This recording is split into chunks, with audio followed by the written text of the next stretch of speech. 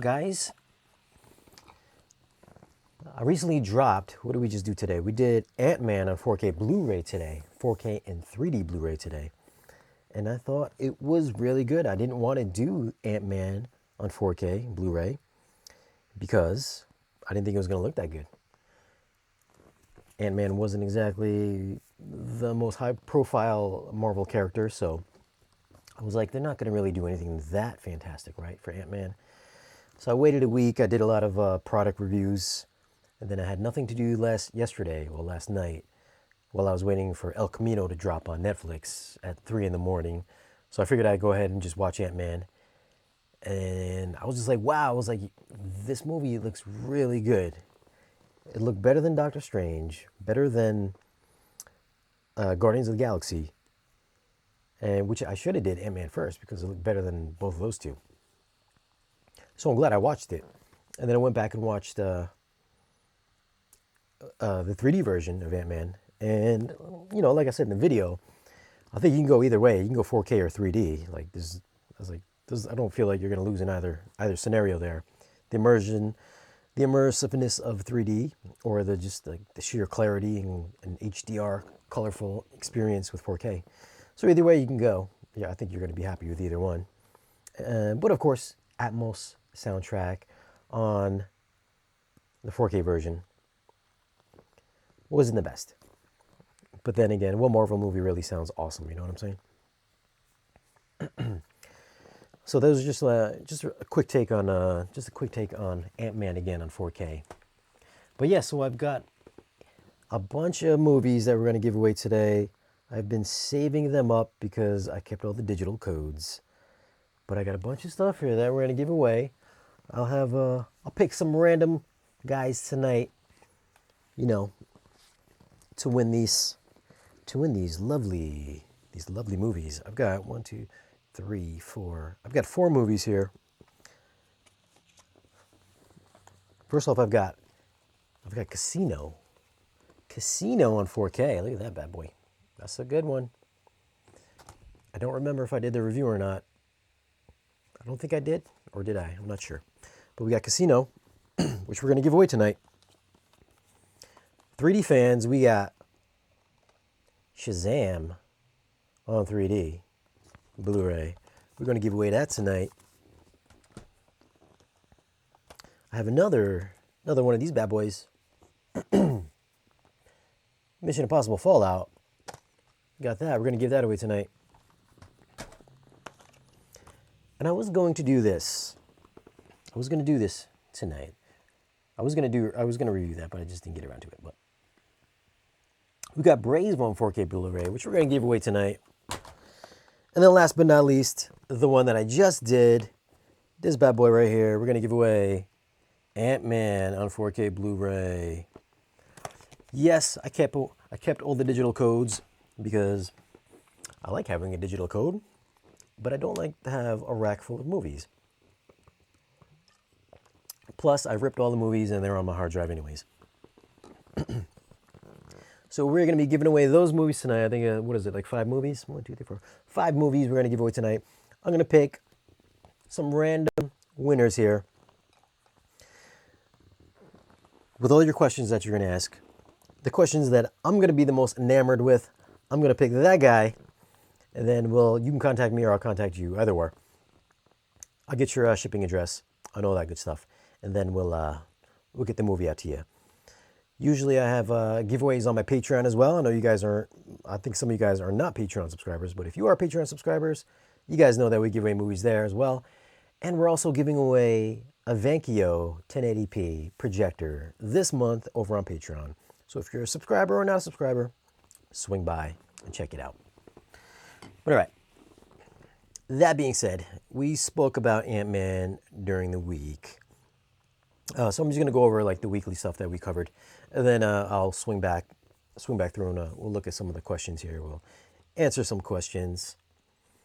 But yeah, we did Ant-Man during the week, and we also did Guardians of the Galaxy on 4K Blu-ray.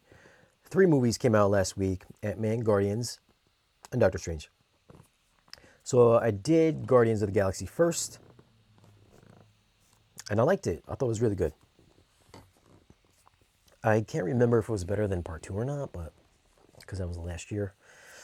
But I thought it was a decent looking movie. Of course, Atmos was Atmos again. I'm not sure who invented that, but you should trademark that, right? It was a good movie, but definitely, if you have the option to watch Guardians in 4K or 3D, 100% you got to watch it in 3D. It's just the better experience in 3D. I think it's better in 3D. And then, of course, we did Doctor Strange. And if you guys are a longtime subscriber of the channel, which I think one of you guys said you were around when we were at 300, I do believe that Doctor Strange was one of the first movies that we did on the channel. It was me and Bill one night. We're drinking some cocktails, just like I'm doing right now. And we did Doctor Strange. We're using the Sony 675 projector. I've since moved on to the 695. But yeah, one of the best 3D experiences that I could remember was Doctor Strange. I think when they went to the astral plane, or where the Ancient One gave him the little chest bump into the astral plane, just amazing looking in 3D. And then all the Inception moments, you can't beat it. You can tell it was made for 3D just by watching the movie. It was made for 3D. Come on. The 4K did look decent, but the 3D was just so much better. And the Atmos effects too.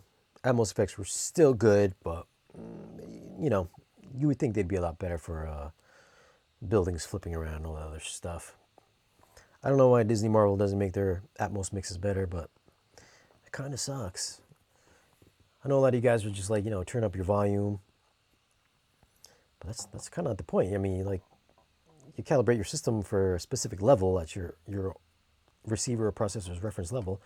And if you have to go past that just to, make a movie sound good, what's the point of calibrating? So there's a definite deficiency in these Marvel Disney releases, and it kind of sucks.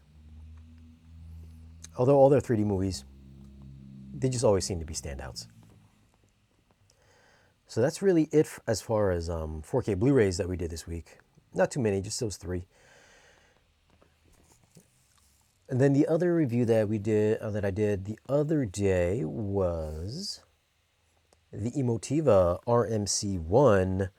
I know I've spoken about this many times before in other live streams, but I did do the official review the other day. I'm still enamored by it. I like it. I really do like it. I have the chance to keep it if I want to keep it. I have to pay for it, of course. They're not going to let me keep it for free, although I wish you guys would. Emotiva, if you want to let me keep it free, I'll totally keep it. But yeah, so I've been on the fence whether or not I want to keep the Emotiva RMC1. It is $5,000. It's a lot of money, no doubt about it. It's a lot of money. But I mean, you do get the upgradability. It is one of the better sounding processors that I've heard, even without direct live room correction. I did spend a little bit of time actually last night to adjust the PEQ. And also, I don't know if you guys had seen the post or not, but I did end up talking to the REL designer, or the REL owner, rather. Well, I guess he's a designer too. His name is John Hunter. So I spoke to him for like 2 hours the other day. We were just talking about, different systems and what kind of speakers that I was hooking up the RELs to. I got the two 1508s in here, so we were talking about kind of his design philosophy and what he was going for, what he was going to achieve, and cost cutting to try to make it affordable to compete with the other brands like SVS, Klipsch, Monoprice, and all that. So what he was trying to strive and achieve, and we ended up talking about, how his company sets up private theaters and mixing studios, and how they do all the speakers at full range, and that they hook up the speakers at full range, and then they cross over the subs, accordingly to wherever the main speakers would drop off.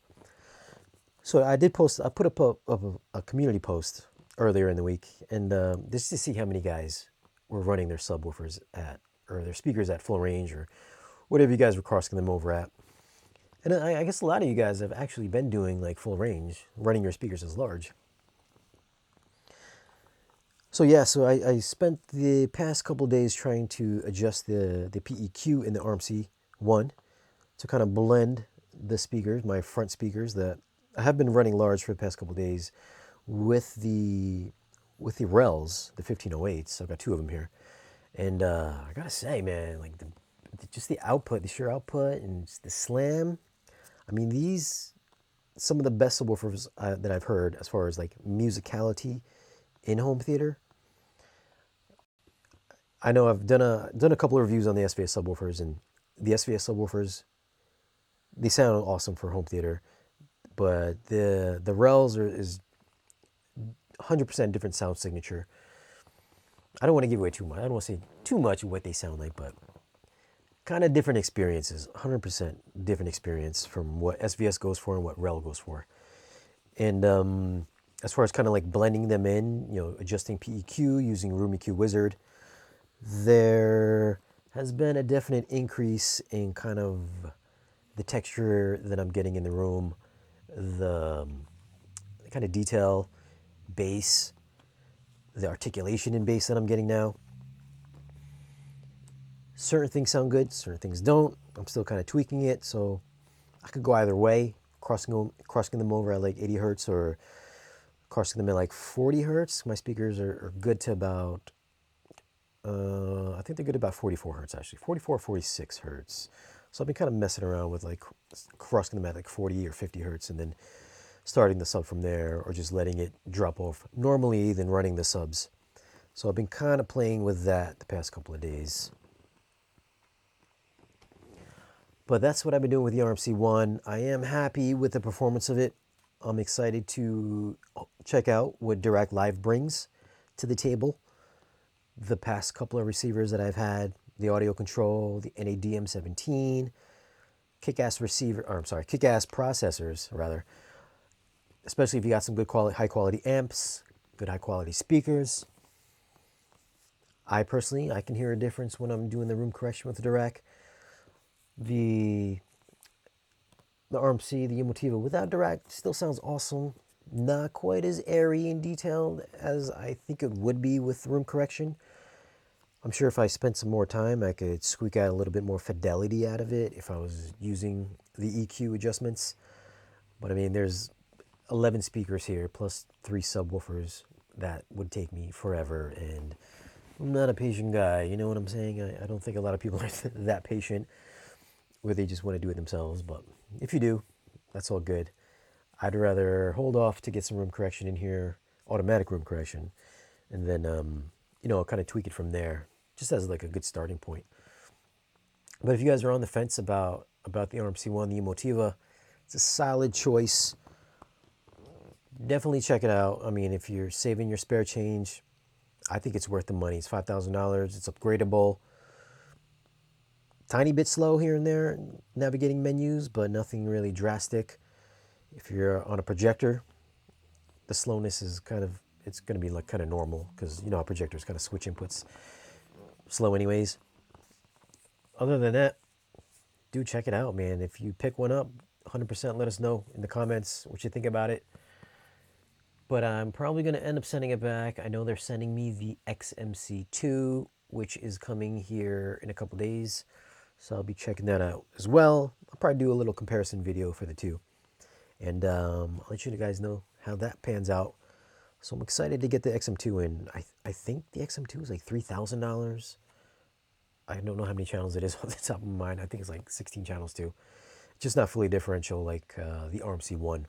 But still, for $3,000, which I think is $3,000, correct me if I'm wrong, somebody, check that out as well, if you don't need to go expand up to like 28 channels. So that's it for the movies that I covered during the week, and the product that I covered during the week. Just the big one, the RMC1. If you guys haven't checked out the review, go check it out. Let me know what you think. I try to keep it brief, informative, like I always try to do. And then we're going to move on to the next topic. Not really a topic. I just wanted to see if anybody saw the movie Joker over the weekend. I ended up watching Joker. I don't know what your guys' thoughts on whether or not the whole story was real, or was it taking place in his head, or was the whole thing, or is he even the Joker or not? For me personally, I kind of took it as it was kind of just like, kind of like Heath Ledger always had a different story for how he got the scars on his face. And I think the same way as in the comic books as well. There's no definitive origin story to the Joker. So just like Heath Ledger's Joker from The Dark Knight, I think this is just one story that's kind of just running in Joker's mind. Whether or not his name is actually Arthur Fleck or not, I'm kind of thinking it's not Arthur Fleck. Maybe that was just kind of like a made-up story in his mind as well. But I think this is just kind of like a one-off what if kind of story, one-off origin story that the Joker was telling this whole time. I do like, because I mean, let's face it, he was, what is he, like 45? Maybe he's like 50 years old in the movie. And then he meets up with young Bruce and Penny Alfred. What is I think Bruce is like 10 years old in the movie, 9 or 10 years old. And then what's his name? Fleck is like, he's like in his 40s or 50s. So, I mean, if that was actually his real story, the Joker would be probably like 60 years old by the time Bruce grew up to be Batman. So it'd be like you'd have like a 30-year-old Batman and like a 60-year-old Joker. Which leads me to the conclusion that this is just kind of like a story in his mind while he's in Arkham. And at some point, maybe in part 2, if there's going to be a part 2, which I think Joaquin was like open to the idea of doing a sequel. Probably not with Batman, of course. This probably just gonna be like another story like this, just another different variation of it. But if they do end up meeting in some sequel, I think that's going to be awesome. Hopefully there's not going to be a big age discrepancy where Joker is like 60 years old and Batman is like 30. I think that'd be a little bit weird. I don't recall Joker ever being that much older than Batman in the stories. But let me know what your thoughts are on how did you guys take this story? Did you think that this is like real life? Is this happening in real life? Is Arthur Fleck really Joker? Is he not Joker? Is this just like an offshoot of another story in his mind? Just a variation of a story? I'm just curious to know what you guys think, but that's what I think.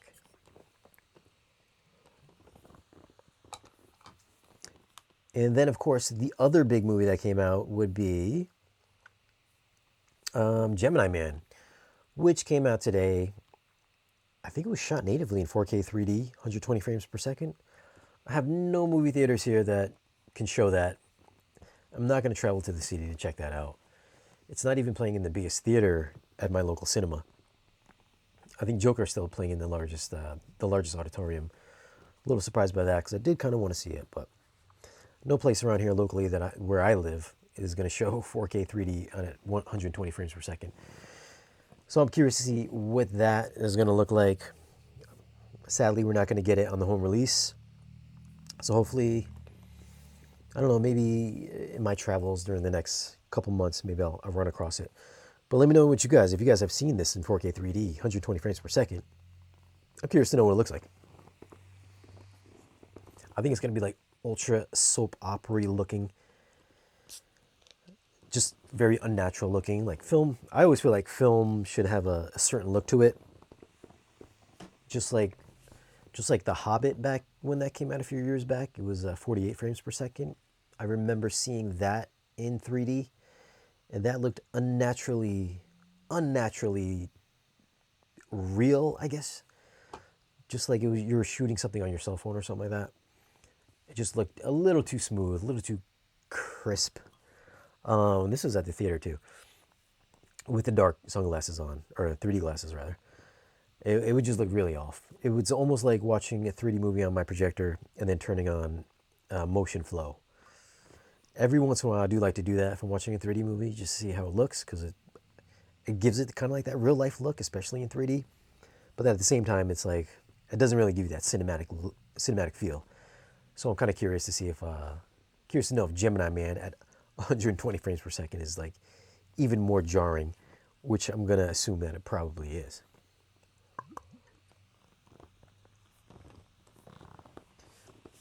But all right, so that's it. That's all the topics I really wanted to cover today. But let's go back and look at some of your questions here in the chat. We'll see what's up. We'll see what's up.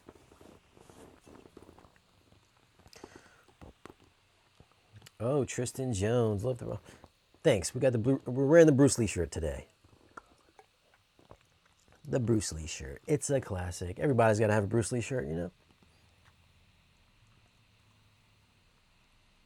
I am DG Tech. Been here since 300 subs. See, I knew somebody said they were here since 300 subs. So you probably seen our Doctor Strange review back at the beginning.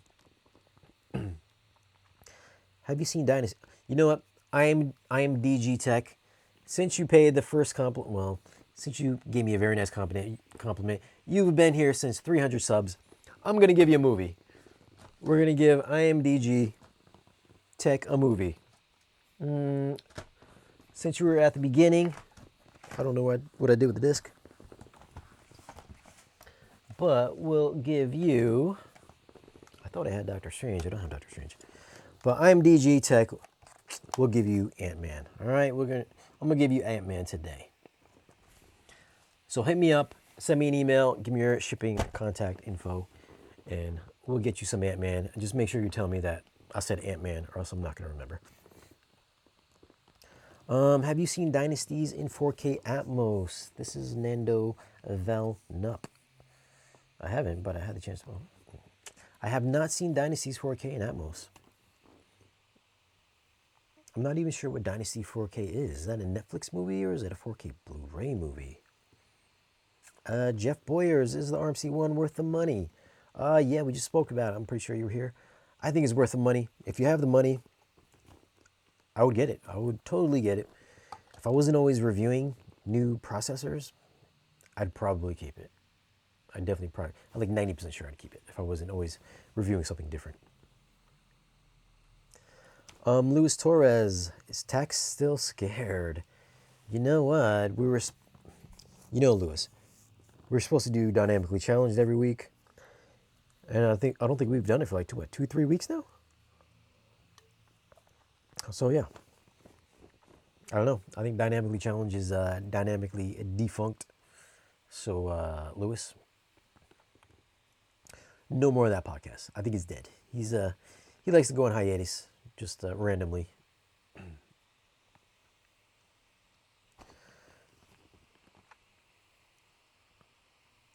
What else we got here? Do you review Spider-Man Far From Home on 4K Blu-ray? Isaiah Sanchez. Isaiah, I did not review Spider-Man Far From Home on 4K Blu-ray. I did do the 4K iTunes Vudu review though. And to be honest, it wasn't that drastic of a difference. That's why I didn't do it. Plus I had the 3 other Marvel movies to do. So sometimes I just don't like doing the same movie twice. That's why I didn't do it.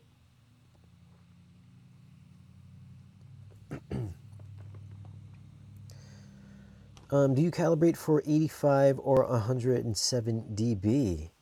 Swarm 87. That's your question. Do I calibrate for 85 or 107?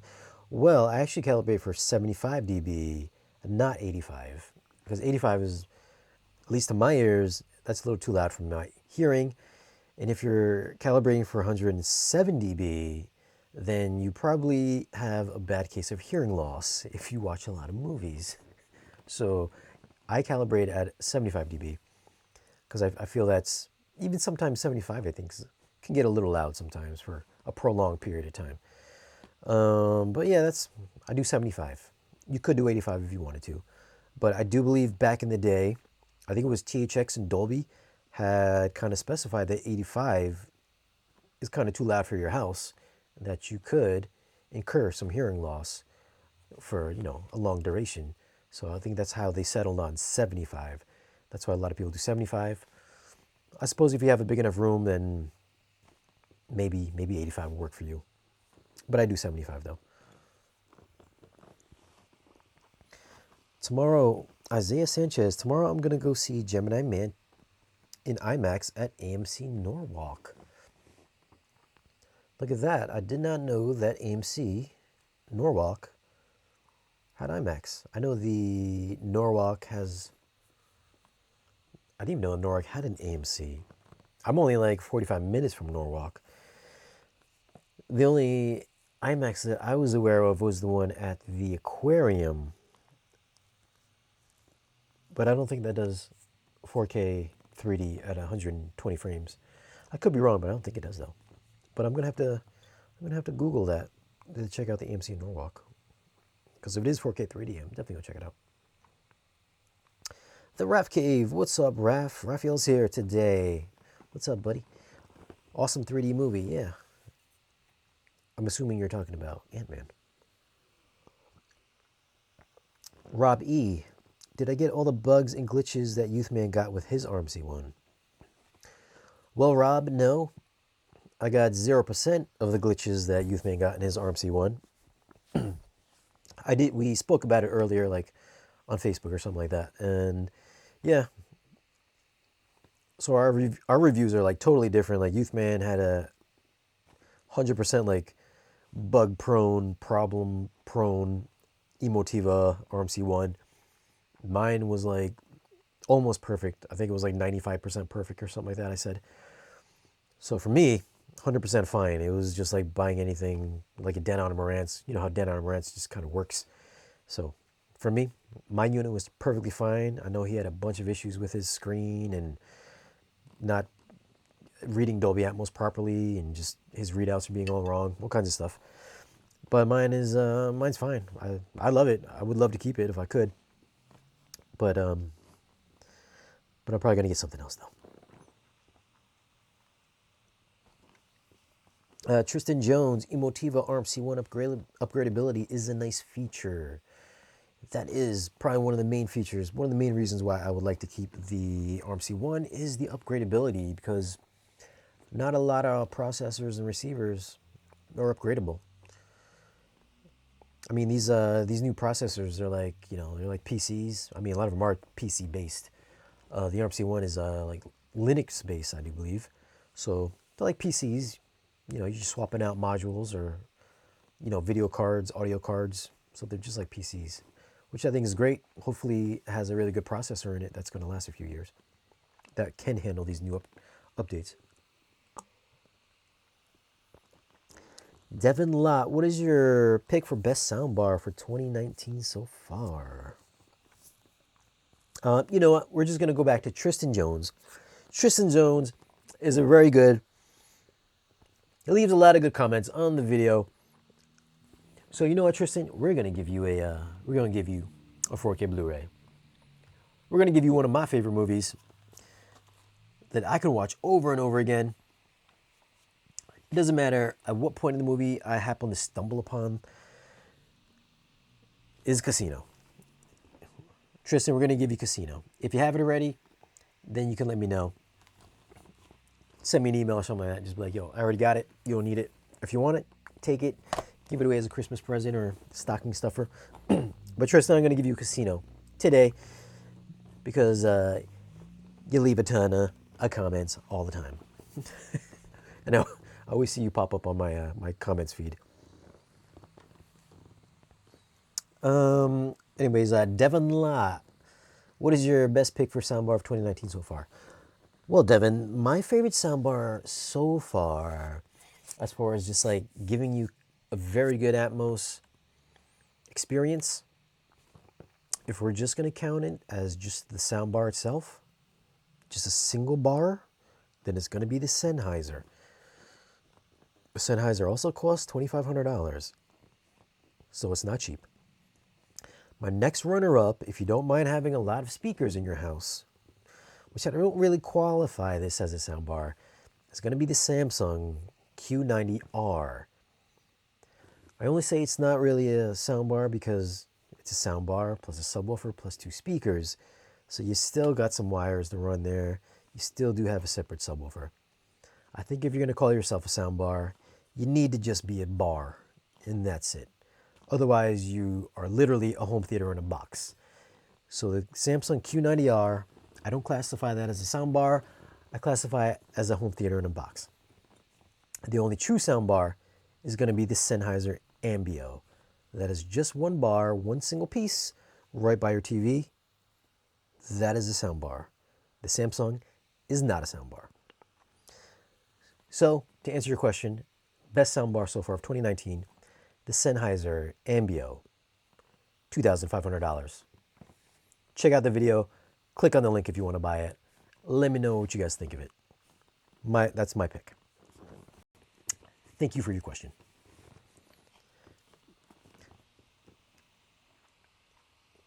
What else we got here? Hey, Spare Change. What's up, Big Kane 23? I've been pretty good. He says, how have you been? Swarm 87. If you want to look at awesome subs, contact Seton Sound for the F18 Plus. You know, I don't recall if I contacted them or not. I don't think so. Maybe I'll reach out and see if they can send something my way. Big Kane 23, what you think about Samsung spending $10 billion on QD OLED? You know, I'm thinking that maybe next year, maybe the year after, we might see some Samsung Dolby Vision displays. Come on, man, we're going OLED now, right? How could that not happen? So I don't know if they're conceding that you know, their QLEDs are just not that fantastic. But, you know, I've never reviewed any of their products on the channel. I've always thought that the OLEDs were just better looking than Samsung TVs. I've also thought the Sony TVs were better looking than Samsung TVs as well.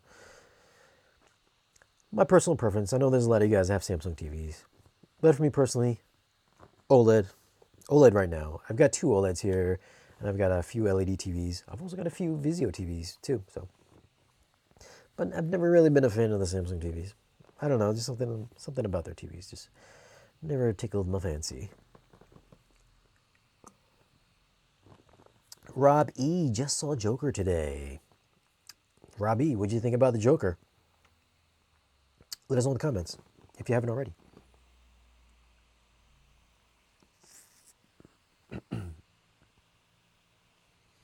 What else we got here? XYZW, go Scarface 4K. Yeah, I don't know. Is Scarface even getting a Dolby Atmos remix? I haven't looked at any of the specs on that yet. We'll have to see though. Alton Moore II, tax is somewhere frolicking. The funny thing is, I'm pretty sure Brass is probably watching the live. He's probably watching this right now. He's just not saying nothing. Because he done messed up because he's supposed to do the podcast every week. We're supposed to do it every Friday or Sunday. He's been lollygagging once again. He's been falling off. I don't know what he's doing.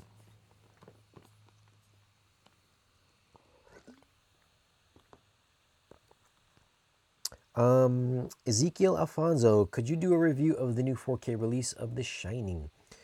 The original Blu-ray had horrible, I'm not sure what that word is.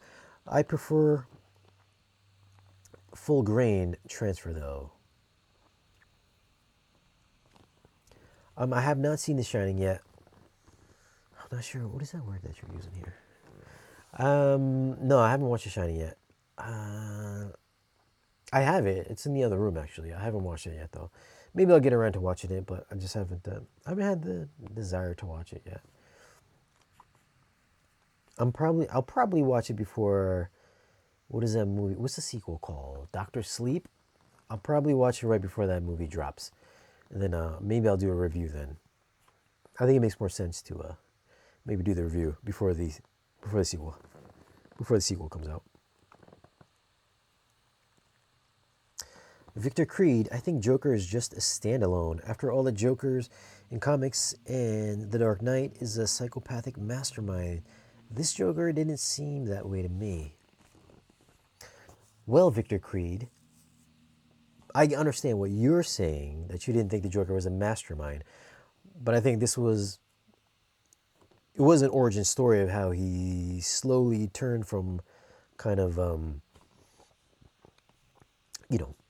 beaten down by society and then him just working his way into darkness and turning into the Joker. And I mean, he is kind of towards the end of the movie manipulated all the Gothamites to kind of band together and just like overthrow Gotham towards the end of the movie. So I mean, he is kind of descending even into more Jokerish territory. So I mean, you could look at it that way. And then maybe in part two, he's just going to become even more of a mastermind and just kind of just blow up and just become even more evil than he is. So I mean, I know what you're saying, but that was my idea.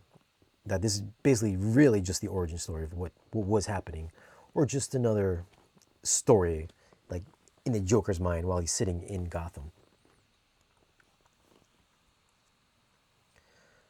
I'm gonna go see Isaiah. Oh yeah, that's right. You said you're going to see Jenna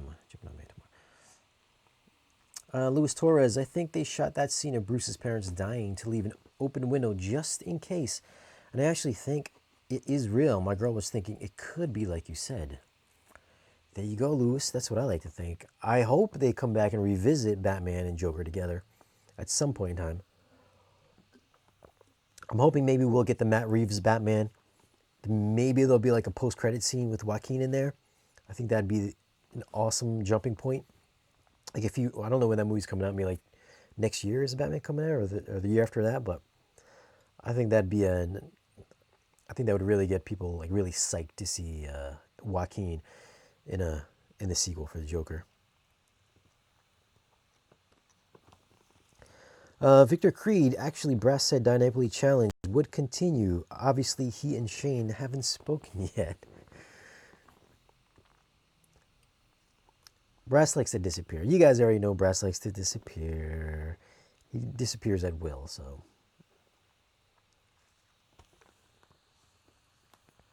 VHS, DVD, Blu-ray previews Australia. Do you think that the sound of Dolby Atmos track on the Panasonic 65-inch 4K TV is superb, especially with the 4K disc of Spider-Man 12 and 3, or 1, 2, and 3?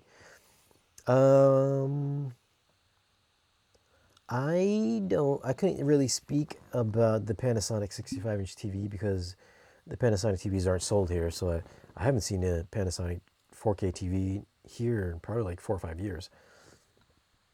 So I really don't have any thoughts on the Panasonic's performance. Guy Reader, did you ever listen to a Yamaha YSP 5600 soundbar? If so, how did it compare to the Ambio? I've not heard the Yamaha YSP 5600, so I can't comment on that either. I'm a few minutes behind, but Dr. Sleep movie is based on the book sequel for The Shining, which is very different than the movie. Oh, I did not know that. So maybe I shouldn't do The Shining before Dr. Sleep comes out. Or should I? Chris Sexton, do you think we will be seeing 8K content soon? Well, Chris, I don't think we'll be seeing 8K content anytime soon. We barely have 4K content. We barely have 1080p content on cable TV. So no, I don't think we're going to see 8K content anytime soon. Because I mean, how many cameras even shoot in 8K? I think right now we're getting a lot of 6K cameras right now. Are just starting to really kind of rear their head, at least for like the consumer market. 6K is kind of coming out. What do we have now? We got the Panasonic S1H, which does 6K. I think we have the Blackmagic 6K Pocket Cinema. Those are two kind of mainstream cameras that you can buy at your local store now. Of course, I think there's some Arri cameras that shoot in 6K. Other than that, I mean, what am I talking about 6K for? You're talking about 8K. But yeah, that's 6K though. There's nothing that's even shooting like 8K.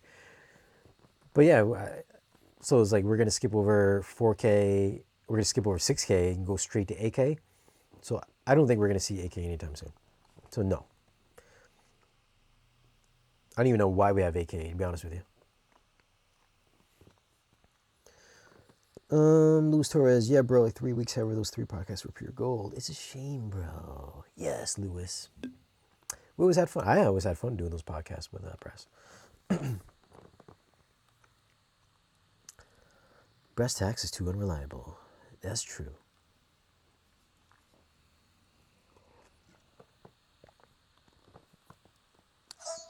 Ren Mintz. I'm in the market for a new home theater amp, considering the Outlaw 7220, Anthem MCA 525, and the Parasound A52 Plus. What's your opinion on the brand's models?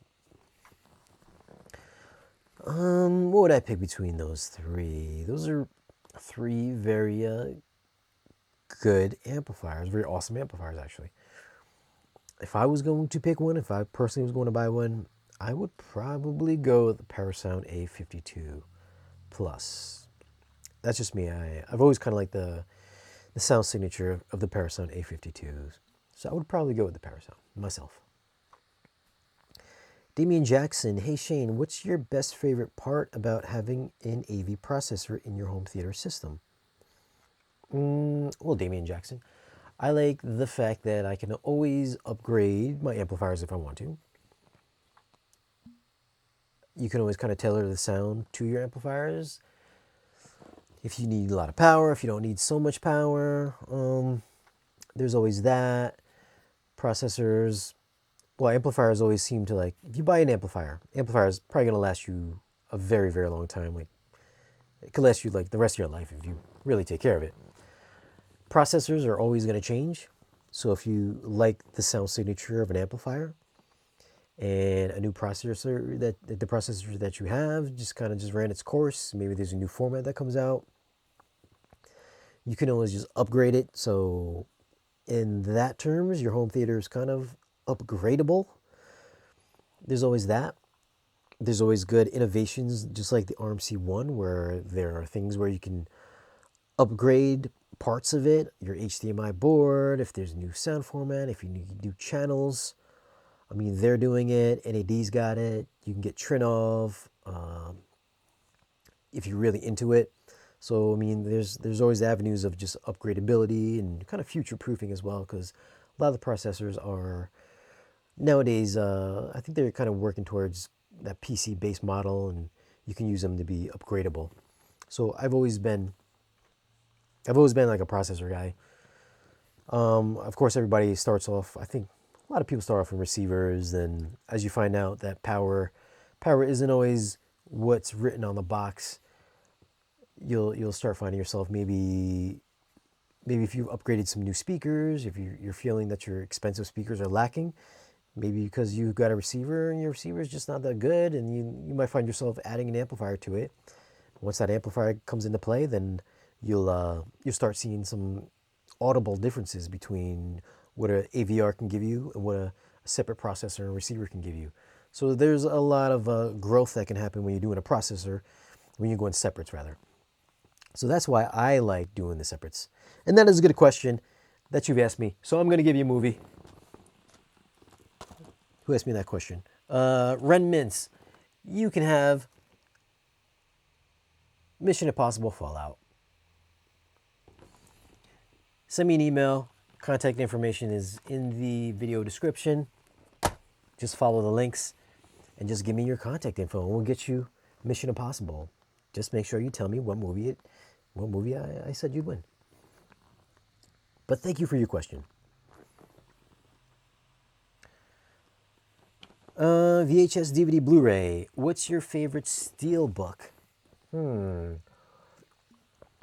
Well, VHS, DVD, Blu-ray. As you can see, I'm actually giving away a lot of my movies. I'm not a really big movie collector unless I rip it and keep it on my hard drive. So I don't really have a lot of stuff. The only steelbook that I actually have right now, actually I think I have 3 steelbooks. I think I've got Star Wars Rogue One. I've got Justice League. And I have Blade Runner 2049. Those are the only steelbooks that I still have in the collection, my physical collection that's in the other room. So those are my 3 steelbooks that I have. Out of those 3, I probably like the Rogue One the best. So that'd probably be my favorite right now. What do we got here? Neil Hansen, love the channel, Shane. Thanks, Neil. Appreciate that. Ryan Ryan Kozowski, I have an LG 75 UH8500 Super UHD from 2016, and I've been considering upgrading to a new LG OLED 77C9. I know it would be great, but I'd be giving up 3D. Any suggestions? Is it worth it?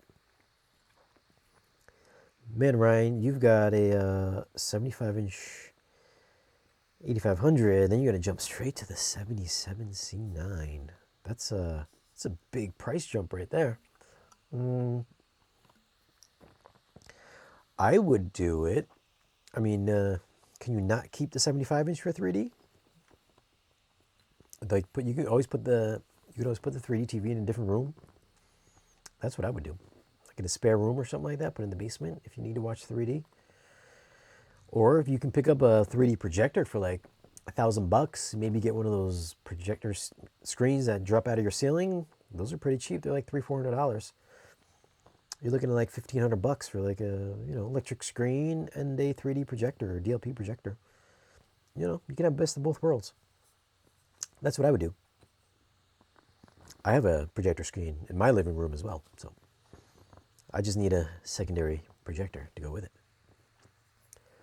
Swarm87, what Stewart screen did you end up going with, and have you considered upgrading to the DCI variant of the anamorphic lens?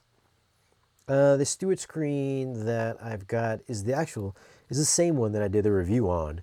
It's just not curved. It's it's not flat. It's curved, but it's the same exact screen though. Same screen. And no, I didn't try the new Panamorph lens. That I haven't reached out to those guys. Maybe I'll reach out to them, see if I can get that new lens in.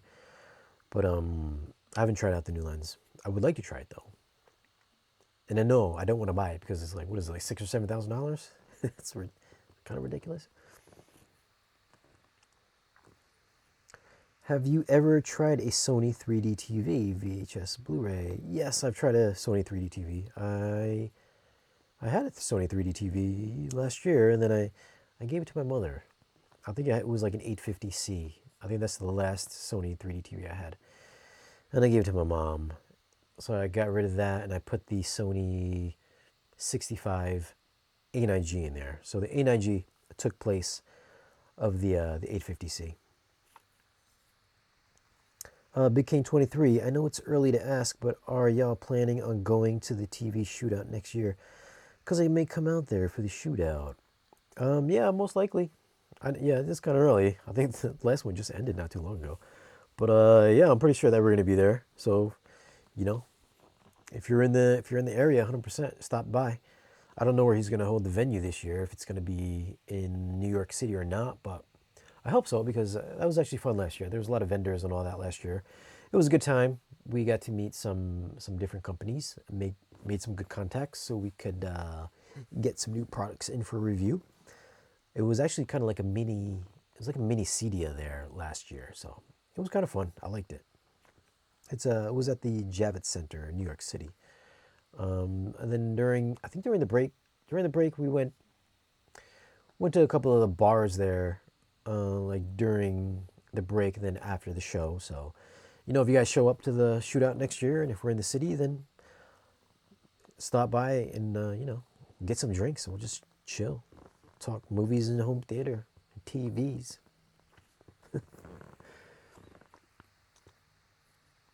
Craig Turner, do I play Xbox? I don't play Xbox. I don't really play any games. Unless I have one. I have an Xbox, which sometimes I'll use in a PlayStation, that I'll use to show on a video or something like that. But I don't really play any games. Sorry.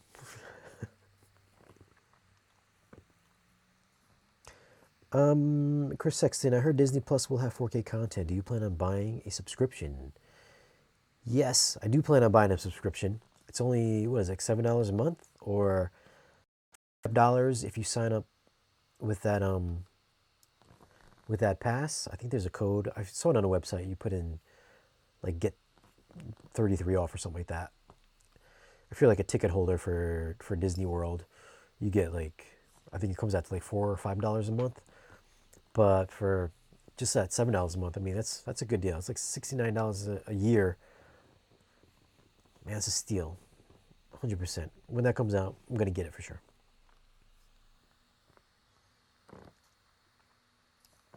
What else we got here?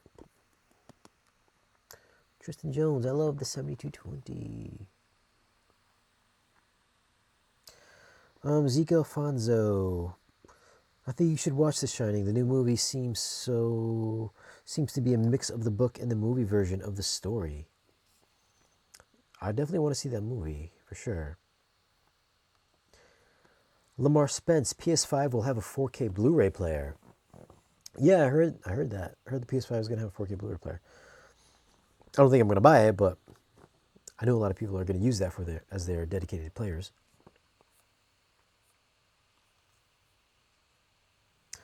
Soggy mini muffins. I got 3 years for $140.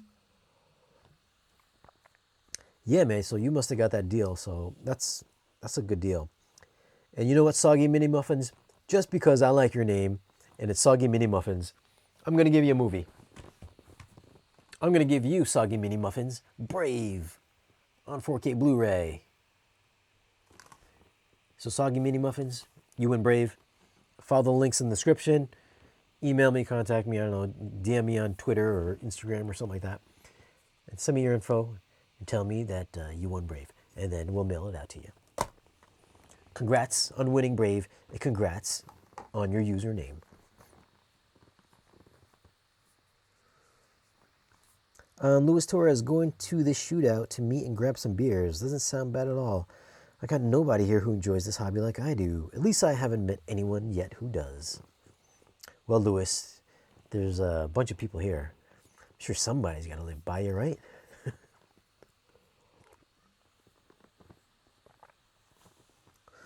Big Kane 23. Do the $13.99 plan. You can get Hulu and ESPN plus Disney. You know what? I actually have Hulu right now, but I don't think we ever watch it. I don't even know why we still have it, actually. The wife occasionally watches. I don't even know what she watches on there anymore. I don't even know why we still pay for it. But ESPN Plus could be a good deal. I do like to watch UFC, which I think there's a UFC match tomorrow night. But I think I'm probably just gonna stick with the Disney Plus. I can always watch bootleg shows I can always watch bootleg ESPN matches on online.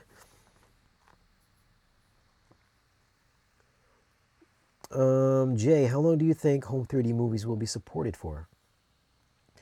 Well, Jay, I think 3D movies will be supported for probably as long as they're making 3D movies at the movie theater. That's my consensus.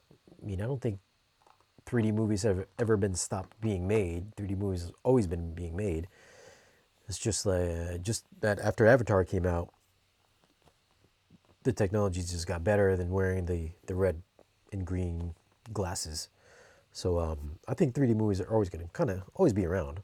I don't think they're going anywhere. Plus, I think 3D movies are still big overseas. You know, not in the U.S., but I think that it's still pretty big overseas, and you can still get TVs over there. Correct me if I'm wrong, you European guys, but I do believe that's the case. What else we got here? Will you be doing a 4K review of Toy Story 4? I'm not going to do Toy Story 4. I didn't even see that movie yet. I should probably see it because I saw the other three, but I really have no desire to see it. But I think I must watch it just because I watched the other three. So I'll probably end up watching it at some point in time, just not reviewing it. Unless I'm blown away by it. But I don't think I'm going to see that. I'm going to do it anytime soon. I have a Vizio M series and I want to know if I should get a big 3D TV. To be honest, I think it trumps 4K. Well, Jay, if you could find a really big 3D TV, then I applaud you because I don't think you can find one. I mean, if you're in the US, I'm not sure if you can find a big 3D TV.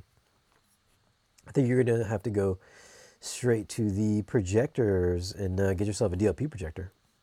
Plus, I really think if you're gonna do 3D, you gotta have like a humongous TV or you gotta have a projector, because you really want to have a screen that takes up your field of view to get really immersed in 3D.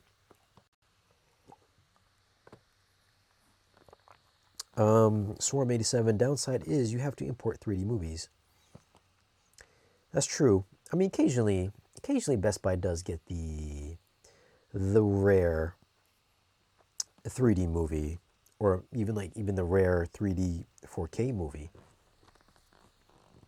I can't remember which one the last one was, but I think there was one recently that it was like a 3D combo. It was like Spider-Man or something like that. But every once in a while, we'll get a 3D movie here in the States. Victor Creed, I thought the last podcast was very informative. I learned the difference in TV and projector brightness. I also enjoyed your perspective on 3D. Thanks, Victor Creed. Was that the podcast with brass tacks? I vaguely remember that. Very, very vaguely.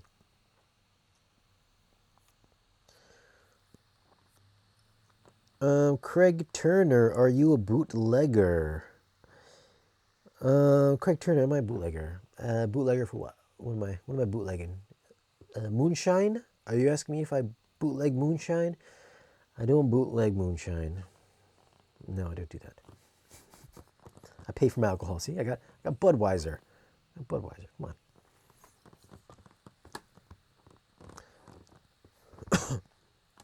Oh, sorry. All right.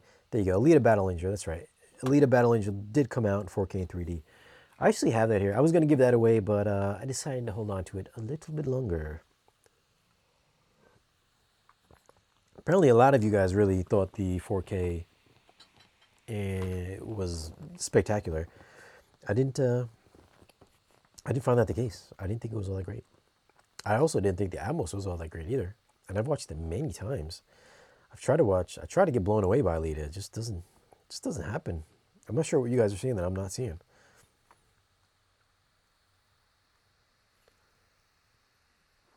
What else we got here? So far, what's your scale from 1 to 10 on the movies that released this year? Big Kane 23. Well, Big Kane 23. I would have to sit down and think about that one. Obviously, I'd have to do a video about it. I can't tell you here because then I wouldn't be making a video. Blue Goat, how are you liking the new subs?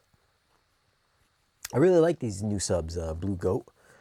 The Rels, I love these subs. They sound really good. I also have the little baby SB3000 sitting next to them. And to be honest with you, these little SB3000s, they kick ass. Surprisingly good sounding little tiny subwoofers.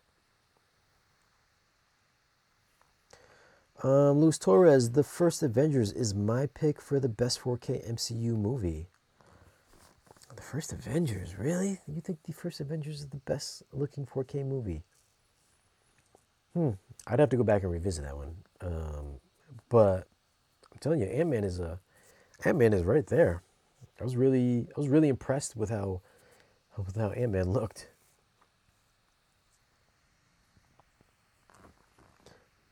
But yeah, I'm gonna have to revisit that. Plus, I think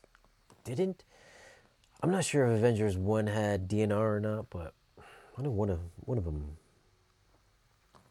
did. I think part 2 was actually the one that had the most DNR.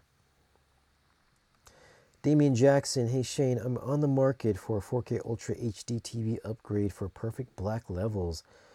I'm deciding between the A9G OLED 65-inch and the Sony 950G. Well, Damian, if you're looking for perfect black levels, I think you already know the answer to that. You're going to have to buy the A9G because the 950G not going to cut it for you.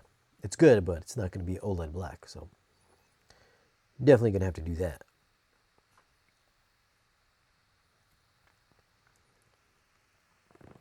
But if you do end up getting an A9G, then definitely let us know what your thoughts are.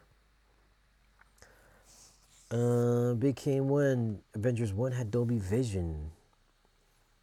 Yes, it did. I forgot. I forgot if Spider-Man Far From Home had Dolby Vision or not.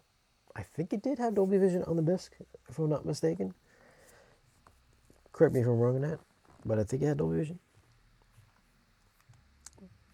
But how many of you guys have 3D displays at home, and what 3D display do you use to watch your 3D movies?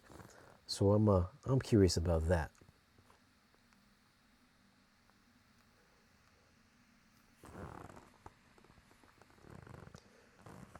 Going back to your point on Alita not being awesome in 4K online, and I know you've seen this, all movies are reference quality, PQAQ. Spare Change, what's your favorite movie? What's my favorite movie? Craig Turner, what's my favorite movie? That's a tough one. I don't think I have a favorite movie. I have movies that I watch over and over again, but I don't think I have like a favorite movie though.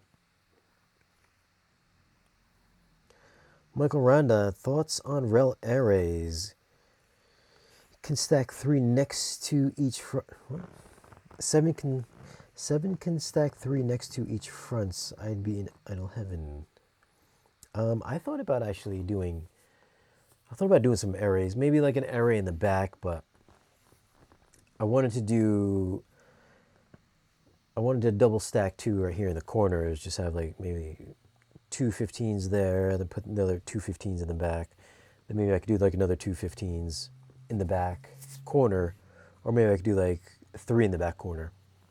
But I'm still kind of doing a lot of demos with the rails right now to see where it's kind of coming up short and where it excels. And we'll see. So, we'll see. Swarm 87 is using a BenQ 2150 short throw on a 100-inch tab tension screen. There you go, Swarm 87. I'm glad somebody's watching 3D on a projector screen. And Swarm 87, just because you're using a projector for your 3D movies, I'm going to give you, if you don't already have it, if you have it, then you're going to have 2, Shazam on 3D Blu-ray. Swarm, you and Shazam on 3D Blu-ray. Congrats. Enjoy the movie. Of course, contact me down below. Follow the links to my email address. Hit me up on Twitter. Hit me up on Patreon. Hit me up on Instagram. Or you can just leave a comment here. Maybe don't leave a comment here because I'm probably going to skip right over it. But there we go. I gave away all 5 movies. We gave away Shazam, Brave, Mission Impossible, Casino, and Ant-Man on 4K Blu-ray. So that's it, guys. I'm going to go enjoy the rest of these 2 beers here by myself. And, of course, thanks for checking out the video. Perfect timing. And thanks for checking out the video, the live stream. Make sure you come back for the next one. Maybe I'll give something away on the next one, too. We'll see you in the next one.